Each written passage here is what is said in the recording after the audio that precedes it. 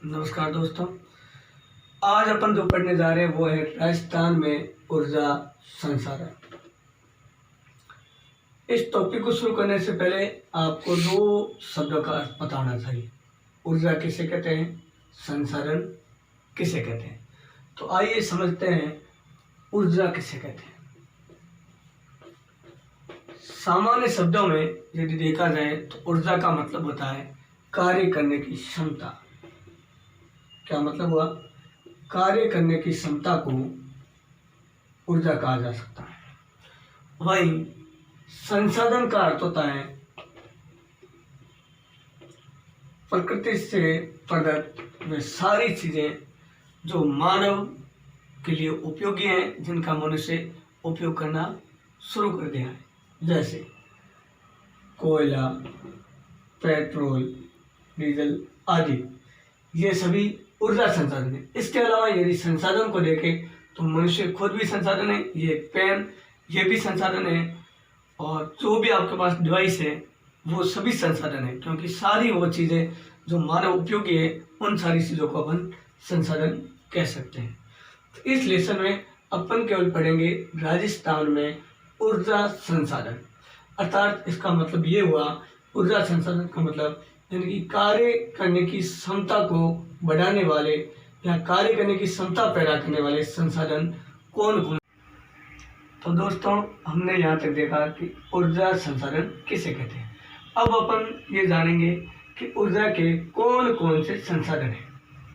तो ऊर्जा के संसाधनों को हम मुख्य रूप से दो भागों में बांट सकते हैं। पहला, जिसको अपन कहेंगे परंपरागत ऊर्जा संसाधन, परंपरागत ऊर्जा संसाधन, और दूसरा जिसे अपन कह सकते हैं गैर परंपरागत ऊर्जा संसाधन। दोस्तों, मुख्य रूप से परंपरागत ऊर्जा संसाधन ये अनवीनीकरणीय ऊर्जा संसाधन होते हैं, जैसे अपन वैकल्पिक ऊर्जा संसाधन भी कह सकते हैं। ये मुख्य रूप से नवीनीकृत ऊर्जा संसाधन होते हैं, जिसे वैकल्पिक ऊर्जा संसाधन भी कहा जा सकता है। परंपरागत ऊर्जा संसाधन का मतलब यह हुआ कि ऐसे ऊर्जा संसाधन जिनका मानव हाल ही के कुछ वर्षों से बहुत पहले से उनका उपयोग करता आ रहा है, जिन्हें अपन क्या कह सकते हैं, अनवीनीकरण ऊर्जा संसाधन।